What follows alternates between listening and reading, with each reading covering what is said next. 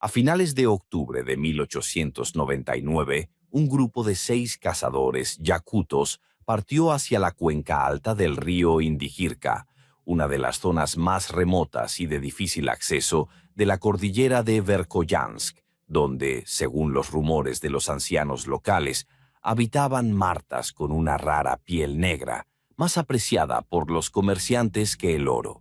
4 de esos hombres nunca regresaron a sus campamentos. Los 2 que lograron salir de la taiga 3 semanas después fueron encontrados enloquecidos, congelados y apenas vivos a orillas del río, a 40 verstas del pueblo más cercano. Contaron una historia tan increíble que el sacerdote ortodoxo padre Innocenti, que registró sus testimonios en el libro de la iglesia, al principio pensó que eran delirios provocados por el frío y el hambre. Sin embargo, cuando en la primavera del año siguiente un equipo de búsqueda descubrió el lugar de su último campamento, lo que encontraron allí hizo que incluso los más curtidos exploradores de la taiga se estremecieran y decidieran no volver nunca más a esos lugares. Pocos en la Rusia de aquella época habían oído hablar del chuchún, un ser de las leyendas yakutas que, según las tradiciones, habitaba en las zonas más recónditas de la taiga. Evitaba a los humanos, pero se volvía mortalmente peligroso si se le molestaba o se invadía su territorio. Los colonos rusos lo llamaban el duende yakuto, y los etnógrafos registraban las historias sobre él como un ejemplo del folclore local, sin darles mucha importancia. Pero para los cazadores y pastores de renos yakutos, el chuchún era tan real como un oso o un lobo, solo que mucho más peligroso. Los acontecimientos de 1899 en la cuenca alta del Indigirka se convirtieron en uno de los pocos casos documentados en los que el encuentro con esta criatura condujo a una tragedia que dejó huella no solo en los registros eclesiásticos, sino también en la memoria colectiva del pueblo yakuto. La historia comenzó a mediados de octubre de 1899 en un pequeño campamento yakuto a orillas del río Mom, afluente del Indigirka, donde vivían familias de cazadores y pescadores tradicionales. El invierno llegó temprano ese año. A principios de mes ya había caído la primera nevada. Los ríos comenzaban a cubrirse de una capa de hielo y la temperatura nocturna bajaba hasta los 20 grados bajo cero. Era el momento ideal para cazar animales de peletería, cuya piel se había vuelto espesa y valiosa para esa temporada. El grupo fue organizado por un hombre llamado Vasily Nikolaevich Diachkov, un industrial ruso de 45 años que llevaba 20 años comerciando con pieles en esa zona y conocía la taiga tan bien como los lugareños. Contrató a 5 cazadores yakutos, todos ellos experimentados, conocedores de estos lugares y capaces de sobrevivir en condiciones que habrían matado a un citadino en pocos días. El mayor de los yakutos era un hombre al que los rusos llamaban Semión, aunque su verdadero nombre yakuto era largo y difícil de pronunciar. Tenía unos 50 años. Había pasado la mitad de su vida en la taiga. Conocía los hábitos de cada animal, sabía leer las huellas en la nieve como un libro y podía predecir el tiempo por el comportamiento de las aves y la dirección del viento. Le acompañaban 4 compañeros más jóvenes, 2 hermanos, llamados Pedro e Iván por su bautismo, hombres fuertes de unos 30 y 35 años. Un joven cazador llamado Alexei, que apenas había cumplido 20 años y que se embarcaba por primera vez en una expedición tan lejana. Y otro hombre de mediana edad, Mikhail, taciturno y hosco, pero considerado el mejor rastreador de la zona. Partieron temprano en la mañana del 20 de octubre, cuando el cielo aún estaba gris y bajo, presagiando nieve. Cada uno llevaba una mochila de corteza con provisiones, pescado seco, tortas de harina de cebada, ladrillos de té prensado, sal y un poco de manteca. Vestían la ropa tradicional yakuta, abrigos de piel de reno con el pelaje hacia adentro, encima otro de piel de alce con el pelaje hacia afuera, pantalones de piel y botas de camus, pieles de las patas de reno, impermeables y cálidas. De sus cinturones colgaban cuchillos en fundas de madera, hachas, estuches con pedernal y yesca. Diakov llevaba una escopeta de perdigones del sistema Berdanka. Los demás, escopetas antiguas de pedernal del tipo que les habían dejado sus padres y abuelos, pesadas, poco fiables, pero mejores que nada. Semen tenía un objeto especial que nunca dejaba en casa, un manojo de amuletos hechos con garras de oso, colmillos de lobo y extrañas figuras de hueso que, según él, protegían de los espíritus malignos de la taiga. Se dirigían hacia el norte y el noreste, río arriba por el Moma, y luego debían desviarse por uno de sus pequeños afluentes y adentrarse en las montañas de la cordillera de Verkhoyansk, donde, según la información de Diachkov, había un valle al que rara vez acudían los cazadores y donde abundaban especialmente las martas. El camino era largo, no menos de 10 días en una sola dirección, si el tiempo acompañaba. El plan era pasar 3 o 4 semanas en la taiga, colocar una serie de trampas, revisarlas, recoger la presa y luego regresar a mediados o finales de noviembre, antes de que comenzara el verdadero invierno de Yakutia, cuando el desplazamiento se hacía casi imposible, incluso para los expertos en la taiga. Los primeros días del viaje transcurrieron sin incidentes. Recorrieron lugares conocidos, donde Semión y otros yakutos habían estado muchas veces. La taiga los recibió como de costumbre, silenciosa, enorme, indiferente a la presencia de los humanos. Los abetos estaban desnudos, habiendo perdido sus agujas para el invierno, como suelen hacer estos extraños árboles, los únicos coníferos que pierden sus agujas. Entre ellos crecían pinos cedros, abetos y, en algunos lugares, abedules. La nieve cubría el suelo con una fina capa y crujía bajo sus pies. La temperatura se mantenía alrededor de los 15 grados bajo cero. No había viento. El cielo estaba despejado. Condiciones ideales para una excursión. Acampaban al caer la noche, que llegaba temprano, alrededor de las 4 de la tarde.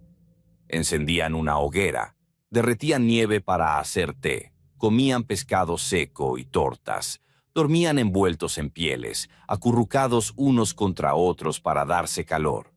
Al cuarto día, el 23 de octubre, se desviaron de la corriente principal del Moma hacia un pequeño afluente que fluía desde el noreste, desde las montañas.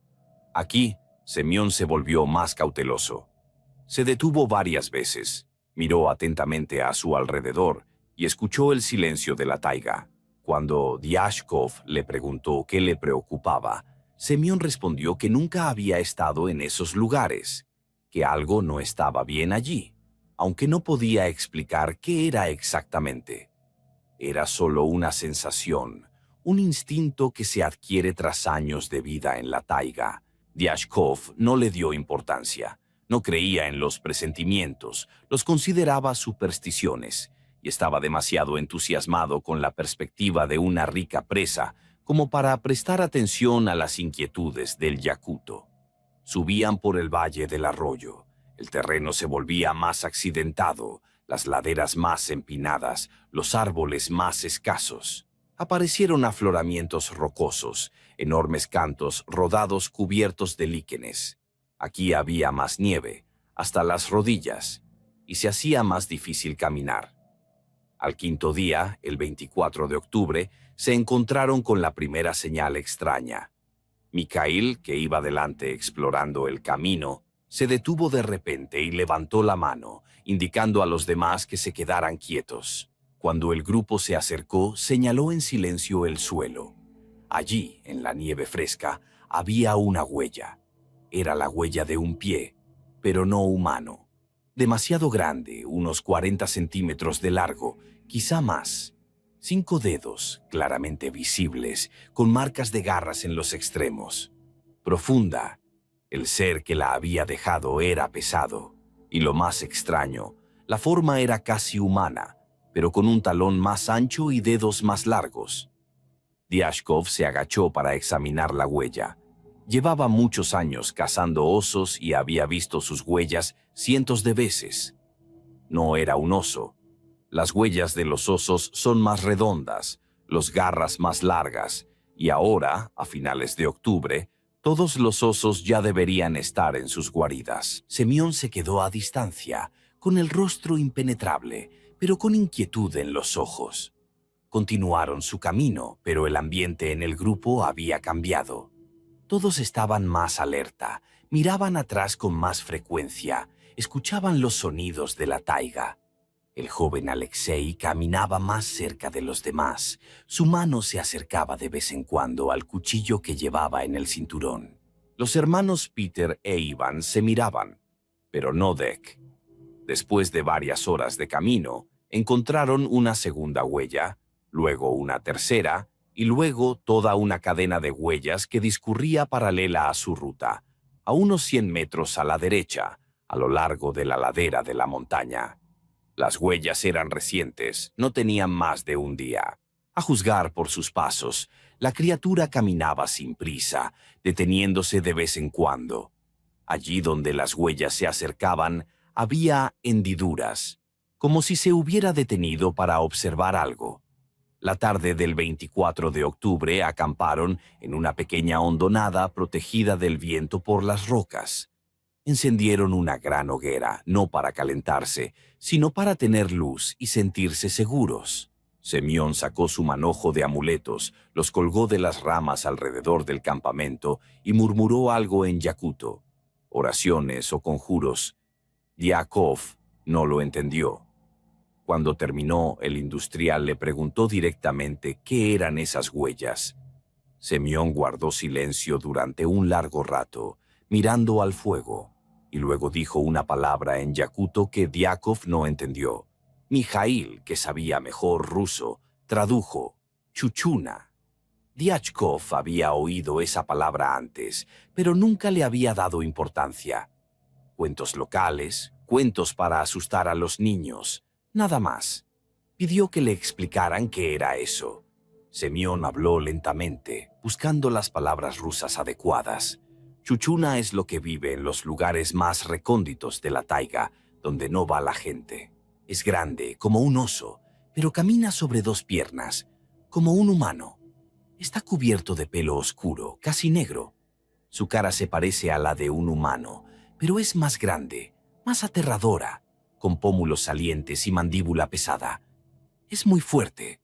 Puede romper un árbol del grosor de un brazo y matar a un humano de un solo golpe. Evita a las personas, pero si alguien entra en su territorio, si lo molesta, ataca. No mata para comer, simplemente mata. Desgarra los cuerpos y los deja como advertencia para los demás.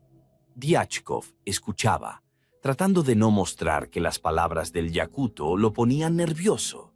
Era un racionalista, un hombre del siglo XIX, no creía en espíritus ni monstruos. Quizás, pensó, se trata de alguna especie desconocida de oso u otro animal que habita en estas remotas montañas. La ciencia conoce casos en los que se han descubierto nuevas especies de animales en zonas remotas. Pero un animal sigue siendo un animal. Se puede matar con una bala, se puede defender con fuego. Lo dijo en voz alta, pero sus palabras sonaron menos seguras de lo que él quería. Semyon negó con la cabeza, pero no discutió. Solo dijo que mañana había que dar media vuelta, que habían llegado demasiado lejos, que aquel lugar era malo. Diachkov se negó.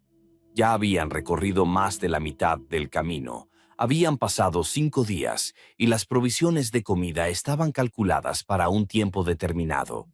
Volver con las manos vacías significaba perder dinero, tiempo y reputación.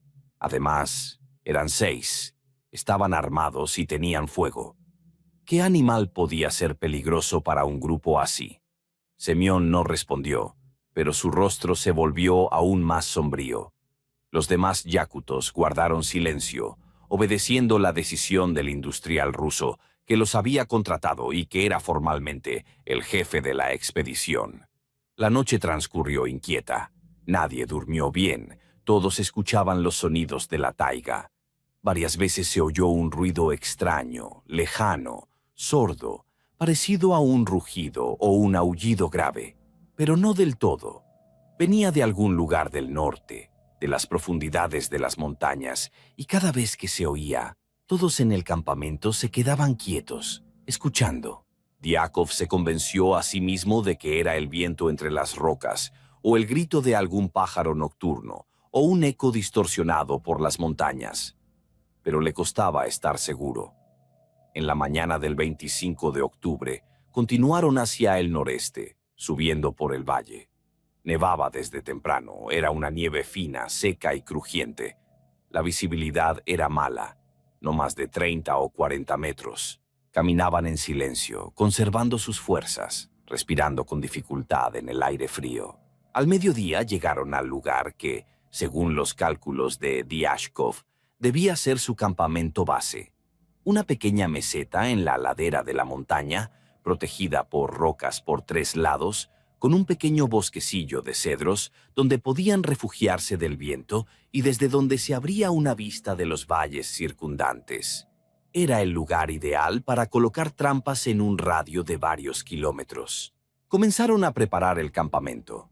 Despejaron la nieve del suelo, apilaron piedras para hacer un fogón y tendieron una lona entre los árboles para poder dormir bajo ella. Recogieron leña seca que abundaba en la zona. Al atardecer, el campamento estaba listo, ardía una gran hoguera y hervía una olla con té.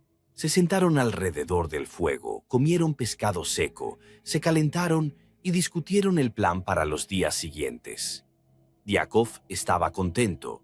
El lugar era realmente adecuado. Al día siguiente empezarían a colocar trampas y, con suerte, en 1 o 2 semanas tendrían una rica captura. Pero Semyon no compartía el optimismo del industrial. Se sentó lejos de la hoguera, mirando fijamente la oscuridad de la taiga, y su rostro parecía una máscara. Cuando Diakov le preguntó qué le preocupaba, el yakuto señaló con la mano hacia las rocas. Allí, al borde de la luz de la hoguera, yacía un montón de huesos en la nieve. Se acercaron a mirar. Eran huesos de reno salvaje del norte, a juzgar por su tamaño. Pero no era un esqueleto completo, sino huesos sueltos, costillas, vértebras, partes de las patas, cráneo. Todos los huesos estaban rotos, astillados, y se les había extraído la médula ósea.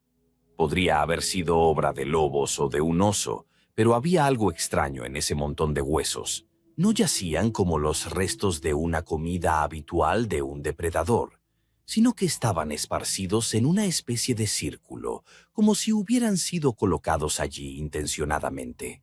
Diashkov dio una patada al cráneo del ciervo y éste rodó hacia un lado.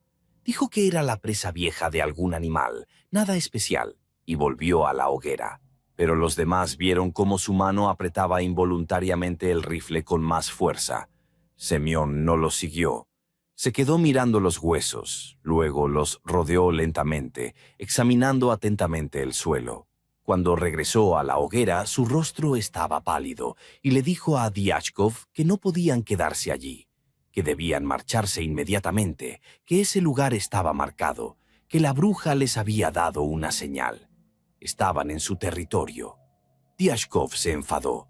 Había invertido dinero en esta expedición, había contratado a gente, había dedicado tiempo. Ahora que por fin habían llegado al lugar, ese yakuto supersticioso quería abandonarlo todo por un montón de huesos y cuentos infantiles de miedo. Dijo bruscamente que no irían a ninguna parte, que al día siguiente empezarían a colocar trampas, tal y como habían planeado, y que si Semyon quería marcharse, podía irse solo, pero entonces no recibiría su parte. Semyon se quedó callado, mirando el fuego. Los demás yakutos también se quedaron callados, divididos entre el miedo a lo desconocido y la necesidad del dinero que les había prometido el industrial. Esa noche, la noche del 25 al 26 de octubre, se produjo el primer ataque. Diashkov se despertó porque alguien le sacudía el hombro. Era Mikhail, con los ojos muy abiertos, que murmuraba algo en yakuto. Diachkov se sentó frotándose los ojos, tratando de entender lo que estaba pasando. La hoguera casi se había apagado, solo quedaban brasas humeantes que emitían una tenue luz rojiza. Los demás también se despertaron, se levantaron y agarraron sus armas. Semyon estaba de pie al borde del campamento, tenso, mirando fijamente la oscuridad entre los árboles. Señaló con la mano hacia algún lugar y todos se volvieron en esa dirección.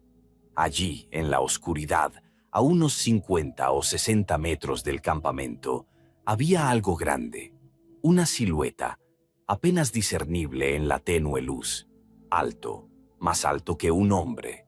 Diakov calculó que medía alrededor de 2,5 metros o 3 metros, ancho de hombros.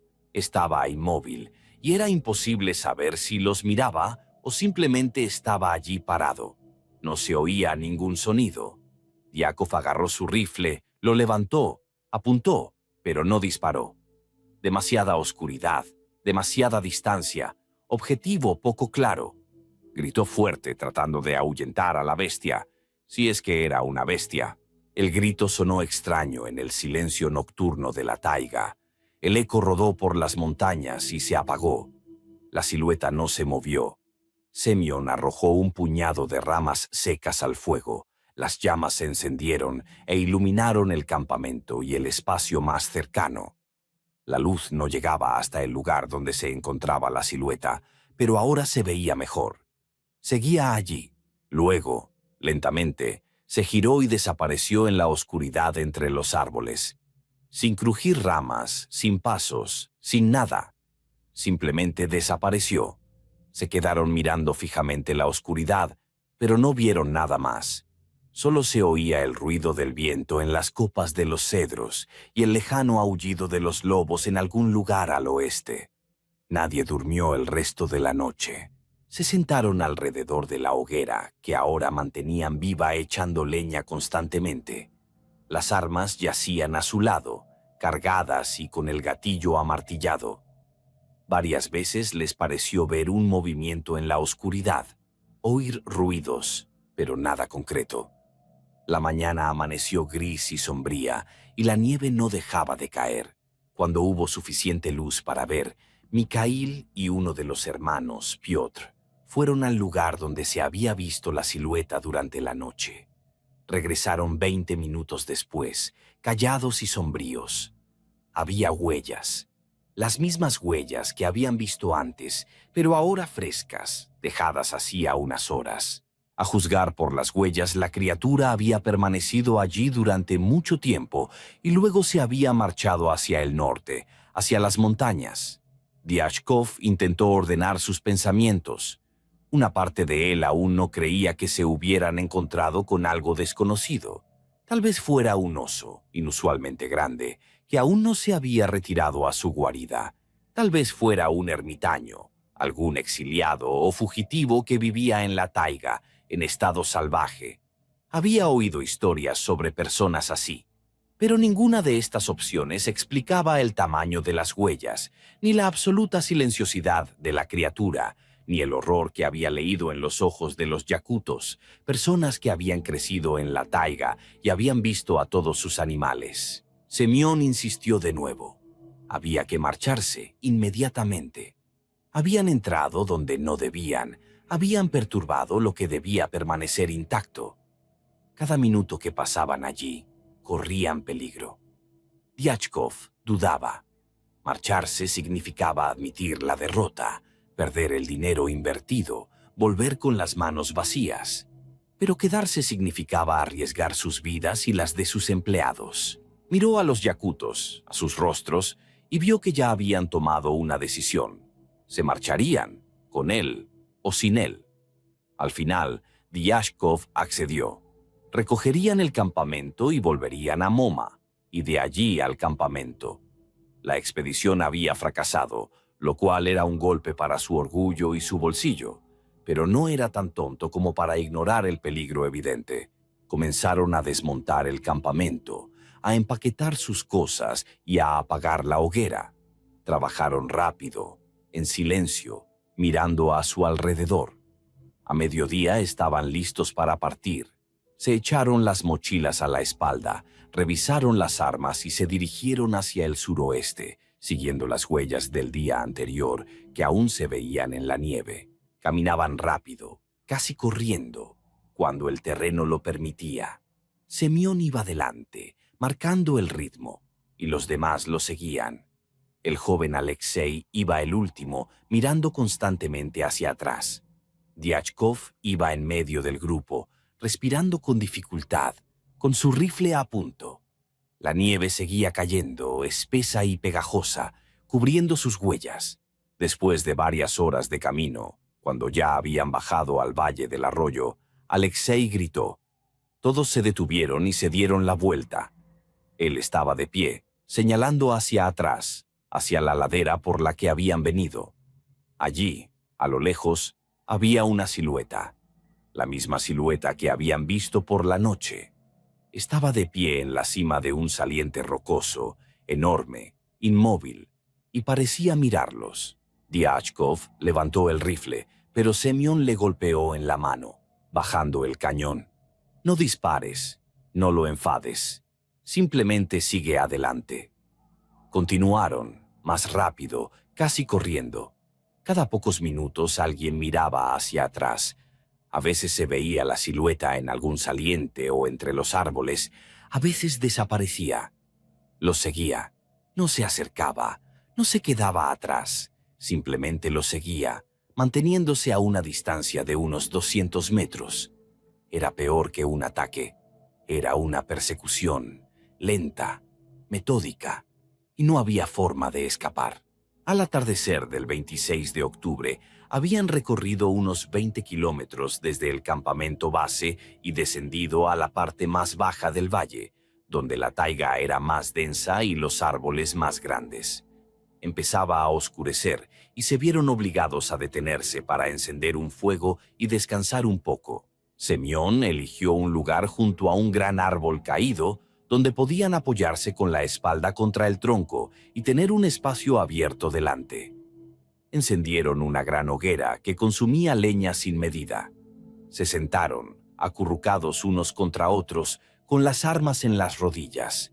Casi nadie podía comer, solo bebían té caliente, quemándose tratando de calentarse un poco y calmarse. La silueta apareció cuando oscureció por completo. Estaba de pie al borde de la luz de la hoguera, donde los árboles se densificaban en una oscuridad impenetrable. Ahora se veía mejor. Era realmente enorme, cubierto de algo oscuro, probablemente pelo. Hombros anchos, brazos largos que colgaban a los lados. La cabeza era grande, descansaba directamente sobre los hombros casi sin cuello. Era imposible distinguir los rasgos del rostro en la oscuridad, solo los contornos generales. Se quedó de pie mirándolos, y en esa mirada, que no veían pero sentían, había algo que les helaba la sangre. Diachkov levantó el rifle, apuntó y disparó. El estruendo del disparo resonó en la taiga y el eco rebotó en las montañas. La llama del cañón iluminó por un instante todo lo que había alrededor. La criatura se estremeció. Diachkov no sabía si le había dado, y desapareció en la oscuridad.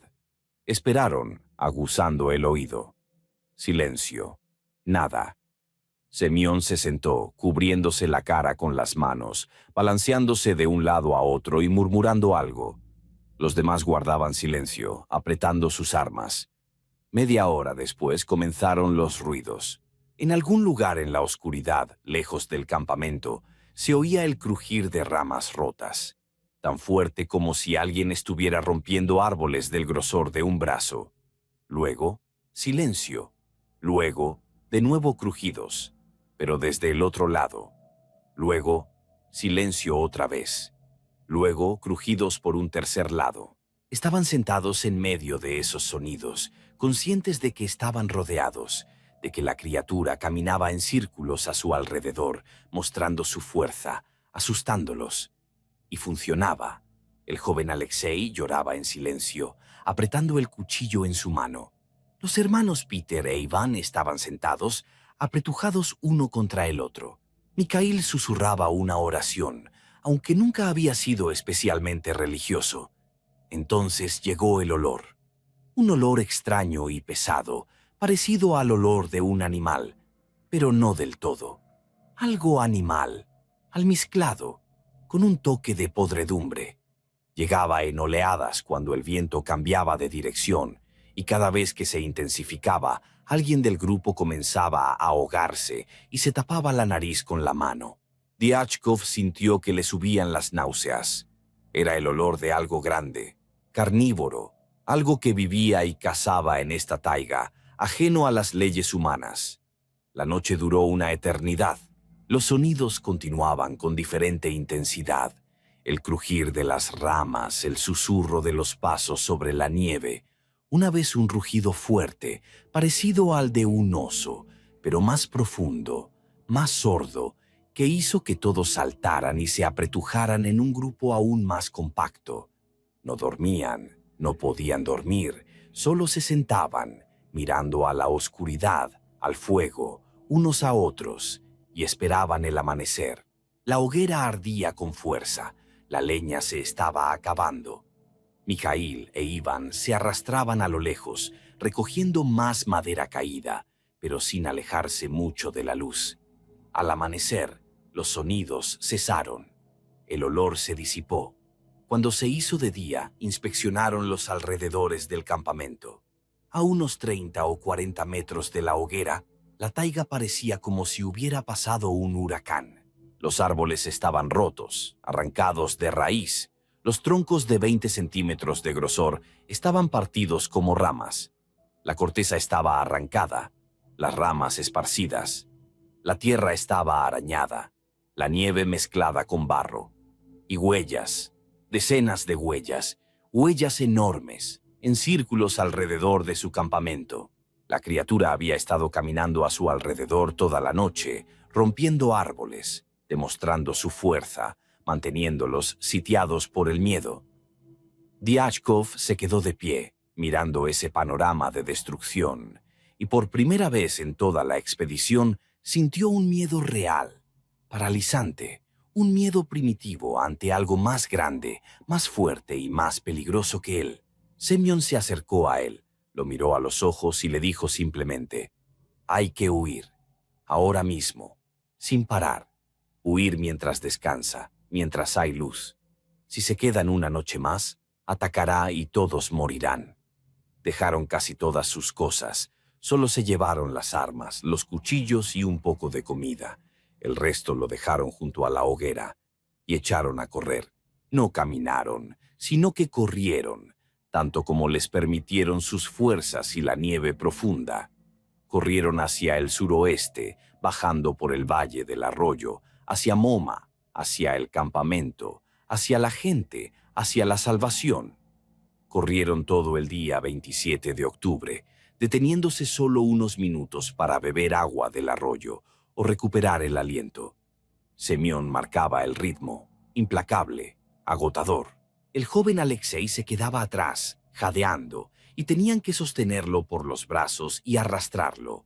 Diakov sentía cómo le ardían los pulmones, cómo sus piernas se volvían de plomo, pero corría, porque detenerse significaba morir. Al atardecer lo oyeron de nuevo, el crujir de las ramas detrás de ellos, pasos rápidos y pesados. Lo estaba alcanzando. Aceleraron todo lo que pudieron, pero estaban cansados, agotados, no podían correr rápido. Los sonidos se acercaban. Semyon gritaba algo en yakuto, animando a los demás. Diachkov se volvió mientras corría y vio entre los árboles un movimiento, algo grande y oscuro, que se movía a una velocidad increíble para su tamaño. Corría sobre dos piernas, ligeramente inclinado hacia adelante, con los largos brazos balanceándose al ritmo de sus pasos. La distancia se acortaba. Salieron corriendo a un pequeño claro, y allí Alexei se cayó. Simplemente se cayó, tropezando con una raíz bajo la nieve, y cayó de bruces. Piotr e Iván se apresuraron a volver para levantarlo. Semyon les gritaba que huyeran, pero ellos no abandonaron a su compañero. Lo levantaron, lo pusieron de pie, y en ese momento la criatura salió del bosque. Ahora lo veían de cerca, a la luz del crepúsculo vespertino.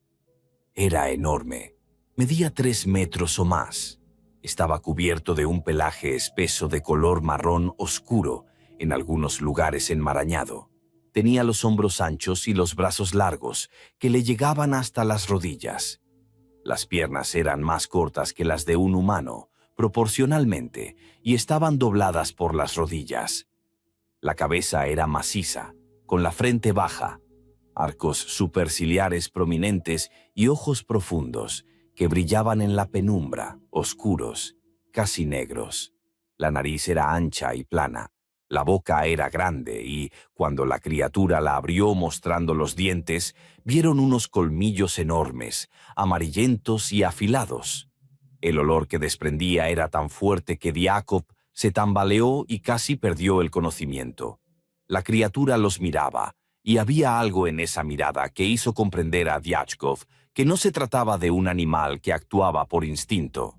Era algo inteligente, o que poseía una especie de inteligencia, algo que entendía lo que hacía, que mataba conscientemente, tal vez incluso con placer. Se quedó inmóvil, estudiándolos, decidiendo a quién atacar primero. Diákov levantó el rifle y disparó a quemarropa, en el pecho. Estruendo, humo, retroceso. La criatura se estremeció y rugió, un sonido que nunca olvidarían, gutural, profundo, lleno de furia. Pero no cayó. Ni siquiera retrocedió. La bala del rifle, de un calibre capaz de matar a un oso, le había dado. Eso era evidente, pero no lo había detenido. Semión y Mijaíl dispararon casi al mismo tiempo. Sus viejas armas de chispa estallaron, envolviéndolo todo en humo. La criatura volvió a rugir, dio un paso atrás, luego uno adelante y se abalanzó sobre ellos. Se movía más rápido de lo que cualquier cosa de ese tamaño tiene derecho a moverse. Un salto y estaba entre ellos. Un golpe con su enorme pata y Alexei salió volando por los aires. Recorrió varios metros. Se estrelló contra un árbol con un crujido de huesos rotos. Cayó y ya no se movió.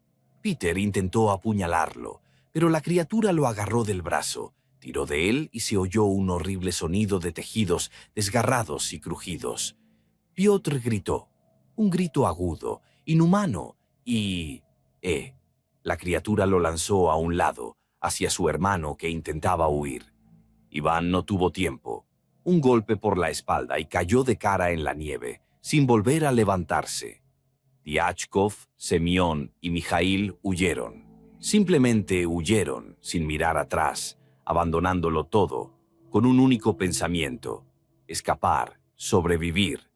A sus espaldas se oían gritos que se interrumpieron rápidamente.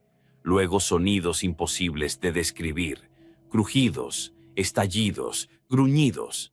Corrieron hasta que oscureció, hasta que se hizo completamente de noche, y luego continuaron caminando, tropezando, cayendo, levantándose, avanzando. Semión conocía esos lugares, incluso en la oscuridad sabía a dónde ir. Caminaron toda la noche sin detenerse. Nadie los perseguía. La criatura se quedó allí, en el claro, con su presa. Al amanecer del 28 de octubre llegaron a Moma. El río ya había empezado a helarse, el hielo era fino, pero aguantaba. Cruzaron el río y solo entonces Diákov se atrevió a mirar atrás, hacia la taiga, de donde habían venido. Nada, solo árboles infinitos, nieve y montañas en la lejanía. Continuaron bajando por el río hacia el campamento. Caminaron durante 2 días, alimentándose de nieve y corteza de árbol, porque toda la comida se había quedado allí. Les sangraban las piernas, tenían congelaciones y la cara ennegrecida por el frío, pero siguieron caminando. El 30 de octubre los encontraron unos pastores de renos yakutos que vagaban con su rebaño a lo largo del Momá. Vieron a 3 hombres, más muertos que vivos, caminando por la orilla del río. Los recogieron, los calentaron, los alimentaron y los llevaron al campamento. Allí los entregaron al sacerdote, el padre Innokenti, que los curó y anotó sus relatos. Los primeros días deliraban y hablaban incoherentemente, pero luego, cuando recuperaron la conciencia, contaron todo lo que había sucedido. El padre Innocenti anotó sus testimonios en el libro de la iglesia, fechando la entrada el 3 de noviembre de 1899.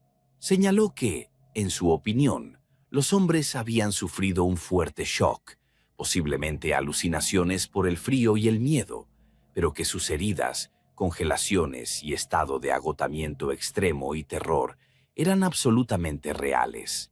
Envió un mensaje a la administración del distrito en Verkhoyansk pidiendo que se organizara una partida de búsqueda para encontrar a los cazadores desaparecidos.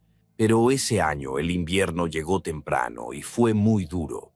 La nieve cubrió la taiga, la temperatura bajó a 40 grados, bajo cero y más, y se hizo imposible desplazarse. La expedición de búsqueda se pospuso hasta la primavera. Tiashkov pasó el invierno en el campamento, recuperándose, pero nunca se recuperó por completo. Se sobresaltaba constantemente con los ruidos bruscos, no podía dormir en la oscuridad y miraba constantemente a su alrededor. En primavera regresó a Yakutsk y de allí a Irkutsk y nunca más volvió al taiga. Semyon y Mijail se quedaron en su campamento, pero tampoco volvieron a cazar en zonas lejanas. Envejecieron rápidamente y en sus ojos quedó para siempre algo que hacía que la gente apartara la mirada. En mayo de 1900, cuando la nieve se derritió lo suficiente, un grupo de 12 personas, cazadores yakutos, 2 cosacos del cuartel de Verkhoyansk y un sacerdote ortodoxo, partió hacia la cuenca alta del Indijirka en busca del lugar descrito por los supervivientes. Siguieron su ruta y encontraron restos de campamentos y huellas que aún eran visibles. Tras 2 semanas de búsqueda encontraron un claro. Ninguno de los participantes en la expedición quiso describir con detalle lo que encontraron allí. El sacerdote solo anotó: se encontraron los restos de 4 personas, en un estado que indicaba una muerte violenta por el ataque de un gran depredador desconocido. Los restos fueron enterrados en el lugar. Nada más. Los cosacos escribieron lacónicamente en su informe. Se encontraron los cuerpos, se identificó a las personas. La causa de la muerte fue el ataque de un animal, presumiblemente un oso. Pero los cazadores yakutos que participaron en la expedición contaron otra cosa. Dijeron que los cuerpos no solo estaban destrozados, sino que estaban desmembrados y esparcidos por el claro en un radio de decenas de metros. Los huesos estaban rotos y los cráneos destrozados. Los árboles que rodeaban el claro estaban despojados de su corteza, rotos, arrancados de raíz. En los troncos había marcas de garras, surcos profundos, demasiado altos para un oso, demasiado grandes. Y en la nieve que aún permanecía en las zonas sombreadas, vieron huellas. Esas mismas huellas. Uno de los cazadores, un anciano yakuto que conocía esos lugares mejor que nadie, dijo entonces que era territorio de los chuchunas, que los que habían muerto allí habían traspasado una frontera que no se debía traspasar. Dijo que había que declarar ese lugar prohibido, que no se podía ir allí, que había que avisar a todos los cazadores y pastores de renos. Y así lo hicieron. Desde entonces, los yakutos evitaron ese valle en la cuenca alta del Indijirka. Se le dio un nombre que en lengua yakuta significaba aproximadamente el valle de aquel que no debe ser nombrado. Diachkov murió en Irkutsk en 1907, a la edad de 53 años, de tuberculosis, agravada por las consecuencias de las congelaciones y su salud general deteriorada. Antes de morir, dictó unas notas en las que describía lo que había sucedido en la taiga, pero estas notas fueron consideradas delirios de un enfermo y no se publicaron. Semyon murió en 1912 y Mijail en 1915.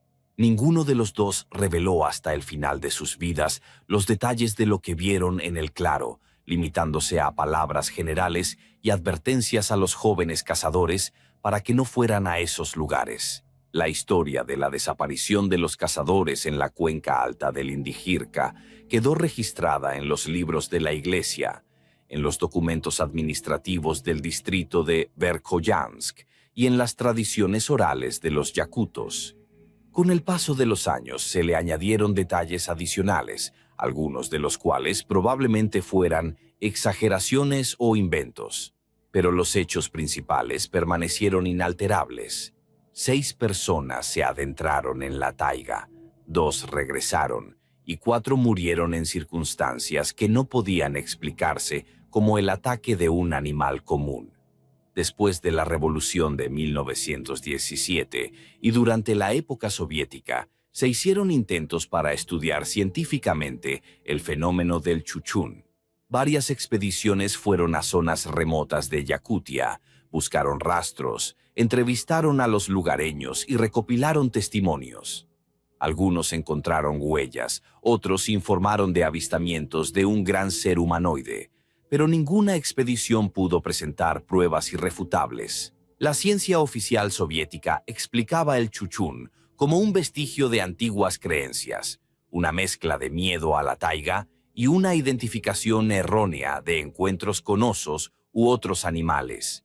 Pero los cazadores yakutos, aquellos que pasan meses en la taiga, que la conocen como su hogar, siguen creyendo.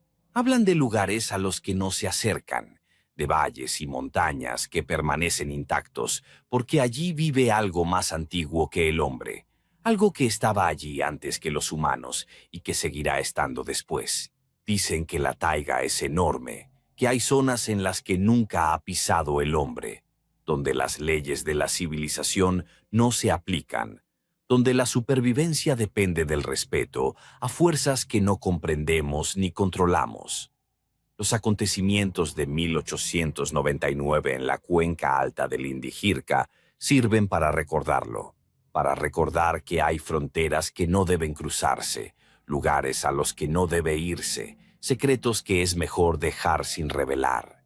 6 hombres cruzaron esa frontera, impulsados por la codicia, y 4 pagaron con sus vidas. Los 2 que regresaron llevaron la carga de ese conocimiento hasta el final de sus días, y el recuerdo permanece vivo en las historias que se cuentan alrededor de las hogueras, en las advertencias que se transmiten de mayores a menores, en los silenciosos monumentos de piedra del cementerio de Yakutia, donde están enterrados aquellos que vieron lo que no debían ver y sobrevivieron para contarlo.